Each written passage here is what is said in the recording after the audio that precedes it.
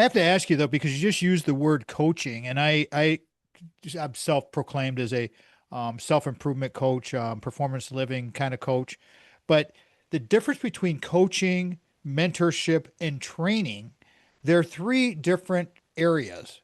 And when you're talking about coaching, and I know that you mix the training and the coaching together because you like to get to know your people, as we have talked about before.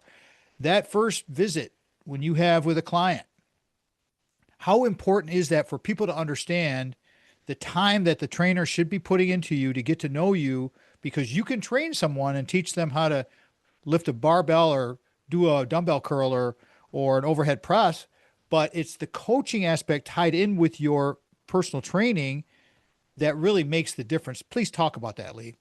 So I think it's multifactorial. First of all, I think that it is very important to differentiate between what training and coaching might mean in at least in my world, and that is that the training, I think it comes down to, okay, here's how you physically do the exercise. Here is the workout that somebody's going to do. Here's me pushing you to do that workout and train hard and work out hard, all that stuff. The coaching aspect gets into a little bit more of the nitty gritty as far as, again, motivational tactics, different things that are going to make somebody really, really connect to the client, right? And being a voice of reason for them too. I think that if the goal is sustainability and being able to be doing this when you're 85 and training yourself when you're 85 and still going to the gym and all that stuff and make a lifestyle out of this, then it's important to be coached into having that right mindset and be coached into having the right relationship with the gym. So coaches, I think have a lot more of a responsibility on their shoulders to be a positive example and not just provide workouts for their clients. And that's going to be something that I think it kind of blends into even the mentorship aspect, where in the sense of it's going to make a client really feel like they can rely on that coach or be molded by that coach. And that's very important. Did you learn from that injury? Talk about that because it was big. The injury was a bilateral patellar tendon rupture. So my kneecaps basically they got disconnected. I was playing basketball when it happened, and it was on an attempt for a slam dunk, and so it was very excruciating. That took a double knee surgery to reconstruct, and then it took a process of getting back to my feet after a couple of months in a wheelchair, after a couple of months in straight leg braces, and range of motion splints and all kinds of stuff with crutches and all that. So it was very, very trying time for sure.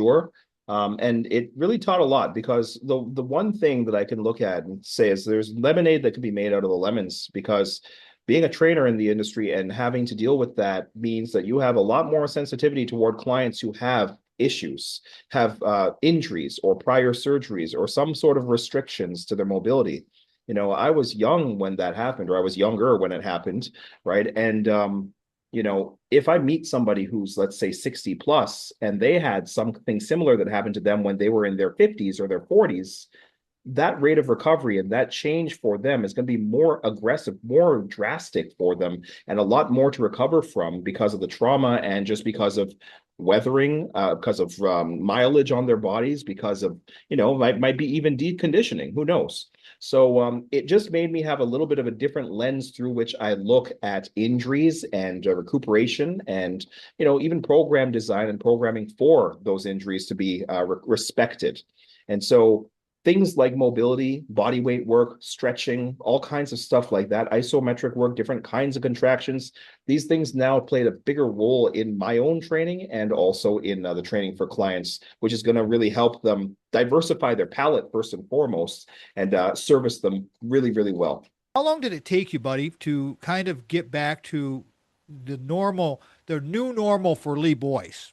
So I remember getting back. So I got back into the gym. The first thing that I did when I could was get back into the gym and start, number one, being around the environment of people who were training toward a common goal, which is, just bettering yourself. So that helped a lot with your confidence level. It kept you out of the dumps as well, as far as just your mental state, just being around healthy people who are working out and all that stuff. So that was a couple of months later. But as far as getting out of my braces, getting off of the crutches, getting off of all that stuff, that probably was about 4 months total. And then by the time that I could actually jog up a hill, I remember this very, very distinctly. It was on the year mark that I was able to jog upwards on a hill. Couldn't do it on flat ground yet. And the 2 year anniversary was the date that I set to be able to dunk a basketball again, which is what I got injured doing. And I was able to do that on the literal anniversary of 2 years doing that. So I would call that around the time where if somebody didn't see my scars or if somebody didn't know if I didn't tell them that they wouldn't know that the injury had happened. And so that was my goal all along. And luckily and gladly, nothing has happened since then. But you're never going to be quite the same. There will always be a couple of setbacks and hiccups and swelling here and this kind of issue there and whatnot. It's just the new life. So it just Exactly. makes you have to be smarter with your training. That's for sure. So what happened in 2025 and how are you feeling now? The 2025 wasn't necessarily the exact time. This was something that creeped up. It crept up gradually, and the business, the landscape of the business has changed. Right, a lot of my professional identity was surrounding being a writer, a pretty well published writer in all sorts of different mediums. And it's not that I'm not doing that anymore. It's just it's way less of a thing today than it was, let's say, 10 years ago, or 8 years ago, or even 6 years ago, just pre-COVID. Right. Platforms that are digital have now been sort of usurped by social media and video content and things like that. So long form article content is simply less popular now, because that was such a major source of my livelihood, and the fact that it's now so much less than before. I had to make a little bit of a recognition anyway to say, hey, could I keep on languishing about this, or is there a pivot that I need to make here, right? In 2024, I gave a talk at my friend Andrew Coates, his seminar down in Edmonton, Alberta. And that talk was called Trainer for Life. And the nature of the talk I was talking about was how people in the fitness industry feel like they have to graduate from being a trainer and talk about being a business development coach or some kind of a mentorship guru. And it's starting to depopularize the importance of staying on the gym floor, working with clients, and really mastering that skill and being that 20, 25, 30-year veteran, right? And so I'm saying these things, but I'm not thinking about, okay, well, what does that mean? What does leaning into that really mean on my end? And so in 2025, when, between that and losing some clients, and between the fact that I wasn't teaching at Humber for the semester and all sorts of stuff like that, it was like, okay, it's time to get busy again. It's time to actually practice this more so. Now, I was always working with clients. I never stopped, but how much of it? When was my last really, really busy year with clients? And so I had to go back a little bit. So it was time to lean back into that idea. And so that's what I've done. I started making some different changes as far as schedule availabilities, a few different promotions that were out there, and it attracted more clientele. And I'm pleased to say that I'm significantly busier even right now, and doors are still open. So we're changing things up. I got to ask you, and this is advice for me as a trainer because I just re-upped on my NASM certification because redo it every 2 years. I want to keep that thing active. I don't do a lot of one-on-one, but for myself, Lee, and I'm going to ask you your opinion on this. The practice of work, you said the practice of working with people. I think the same way. I will give away sessions to students at the university. First off, they don't have the money to pay. Plus, I need the reps as a trainer to try things. What's my communication skills? Those type of things. Is that the right way to think of it? Maybe it's because I'm a media guy. I'm in more of the media, kind of like you, and doing this stuff. So, what do you think about that? Is that a good idea as a trainer for trainers out there that are maybe in the media that give away some sessions just to keep your spear sharp? Yeah, so two things. First of all, when it comes to other industries that exist, we can think about how many different examples there are of let's say a medical student or a dentistry student or something like that, who is still learning the ropes of the profession, and how they will take advantage of different ways to immerse themselves into a practice-based situation. The course that I teach, even right in the on-campus internship, it gives the people who sign up for this internship, it gives the students a chance to work with them. And so it's like a free thing, but they're getting their reps in that way. Right now, how does this apply to a veteran trainer like yourself or a veteran trainer like myself? it's funny because last week I was in Seattle, right? And this weekend I was in Montreal, but last weekend I was in Seattle. And in the talk that I gave in Seattle was talking about communication and all that stuff as well with the clients, first time clients. And the question that I asked was, when is the last time, and there was a lot of veteran trainers there, when was the last time that you did something for free? When's the last time you gave away a session or two? It's not, especially if you're not a busy trainer, then is it really, oh, my session is about money. I'm losing money by doing that, or, my time is money. No, your time's not money.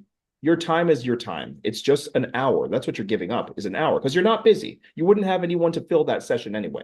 So if you want to get busier or you want to get more experience or you want to get more respect or you want to get any of the things that are good about training, then what's wrong with trading an hour of your time for the potential to have or land clients that will end up paying you thousands and thousands of dollars, cumulatively speaking, right? It's a really, really good and a little bit of a no-brainer trade-off for me. And so this is what I did as well. I created these vouchers by the end of 2025 that turned themselves into 2 free sessions for each person who took advantage of it. And what did that turn into? Every single person who's done the voucher thing with me so far has signed up. So far, everything's been 100%. I'm batting 1,000 right now. So I want to keep that going. I want to keep that rolling. Stuff. How would you like people to connect with you, find your work, everything? Go ahead. Yep. So leeboyce.com. Let's start there. My website is full of pretty much an archive of anything else that I'm about to list here, including links to my Instagram and Facebook and Twitter, which is X now. So leeboyce.com is a one-stop shop for a lot of stuff. Enjoy my blog, which is very different than most other people's blogs out there in the fitness world. I talk about things I see in the industry. I talk about things I see in the culture. So that's a pretty nice little outlet for me. Lee Boyce, Instagram. Lee Boyce Instagram is Coach Lee Boyce. Lee Boyce Facebook is Coach Lee Boyce as well. And same with my Twitter. My X is Coach Lee Boyce. So you can find me on those 3 platforms. 3 is more than enough. I don't have TikTok. I don't have Snapchat. I'm 39 years old. That's enough. So that would be my contact information. And just try to think of whether or not there's anything else. Get a hold of the book, Strength Training for All Body Types, The Science of Lifting and Levers. That is available pretty much everywhere, but you can most reliably find it on Amazon, if not on the Human Kinetics website, which is the publisher that has released this book. And that is available in print format. It's available in digital format as well. And it's available in different languages, if I'm not mistaken, too. I think they just took the plunge with that. So that's going to be a great thing for you too. And it's not just for trainers. It's also it's for everyone, man. It's for everybody. So people who want to get a good understanding of the physics and the science of anthropometry and their body types and how to strength train for those things, this is the resource for you. What would you like to share? You've done many, many, many hundreds, maybe thousands of sessions throughout your career. What would you like to relate to the trainers to make them better trainers? Yeah. So first thing I'll say in terms of getting business, I'll say the hardest part, the thing of the truth is, and this is going to be a gigantic sort of spoiler alert or a big, maybe I shouldn't be saying this at all because I'm going to ruin the whole secret. Training for results is not complicated at all. It really isn't. It's very painfully simple. We suffer from an identity crisis in the fitness industry because we want to sound as smart as the leading scientists and doctors and all this stuff. And so we try to we try to make it way harder than it really has to be in terms of what yields results, and things that are reliable and tried, tested, and true will always shine through. So with that being said, it means that most trainers probably know a thing or two about what they're doing to get people results, as long as they understand these basics. And that goes for clients as well. It doesn't take much learning to know this stuff. So when it comes to getting business, the answer is all you really need to do is get a client in front of you. If you can get somebody in front of you, not try to convince them via virtual or through an ad or whatnot, but you can actually get them face to face, then you could show them what value you truly provide. And what value is that? Well, this comes from the stuff that doesn't have to do with the theory. It comes from the stuff like your communication, all of the soft skills that make a person a better communicator, that make somebody a good mentor, a good coach, all the things we talked about at the very beginning. And this is what's going to make the difference between and set you apart from other trainers and other coaches that are out there. And, even if your skills aren't where you want them to be, that relationship is going to be worth its weight in gold. And that's where the magic happens. That's where a client will stick around forever. And that's where you're going to have those lifers. So that's number one. I have a second one as well, depending on how much time we got right now. Go for it. So the second thing is when it comes to assessing a client, and this can go both ways. The clients can pay attention to this too. So if you're thinking about getting a trainer, think about these 4 points. And if you are a trainer, think about fulfilling these 4 points.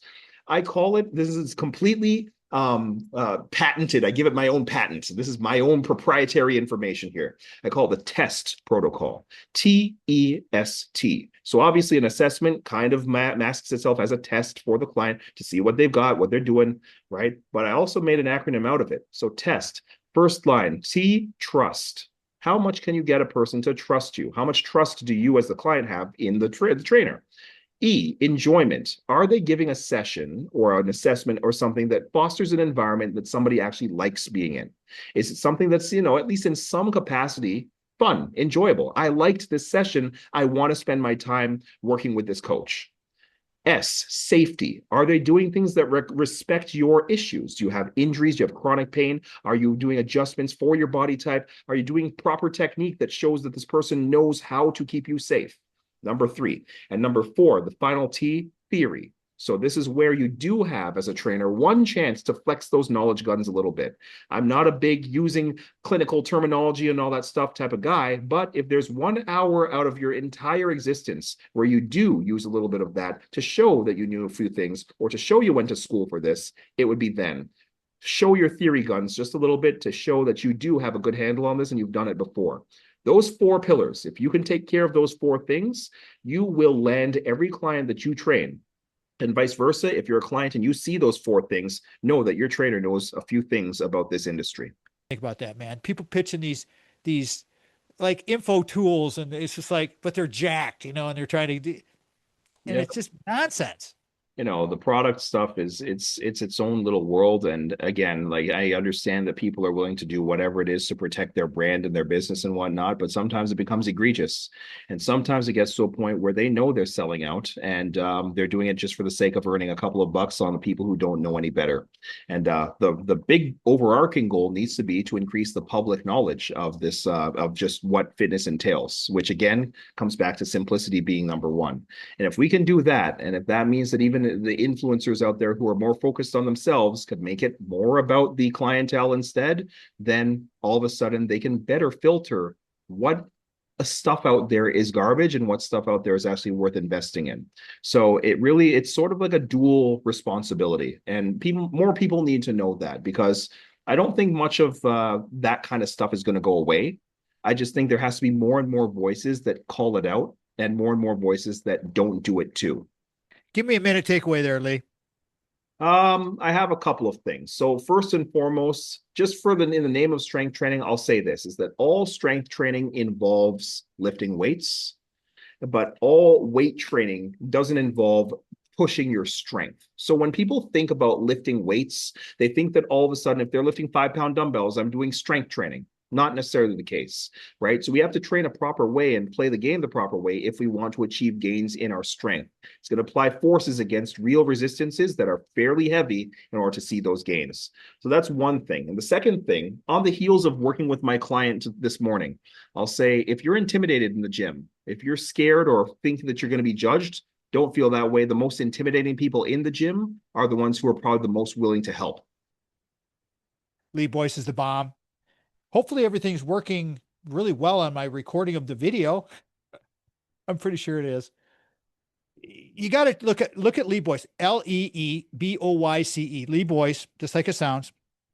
Trainer talk. He's just excellent. He's very knowledgeable, as you could tell, and get with good people, because good people want to make you better. That's all I want to do. I want to make you better. I want to help you find yourself.